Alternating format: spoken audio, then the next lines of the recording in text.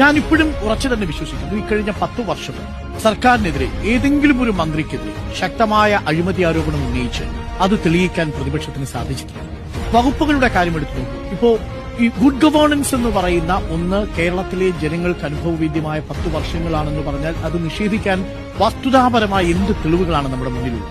ഇപ്പൊ ധനത്തിന്റെ കാര്യത്തിലെടുക്കും, finance മിനിസ്റ്ററുടെ കാര്യത്തിലെടുക്കും, Thomas ഐസക്കിന്റെ കാലമാണെങ്കിലും ഇപ്പോഴാണെങ്കിലും ശരി, തനത് നികുതി വരുമാനത്തിലുണ്ടായ വർധനയടക്കമുള്ള കാര്യങ്ങൾ നമ്മുടെ മുന്നിലുണ്ട്.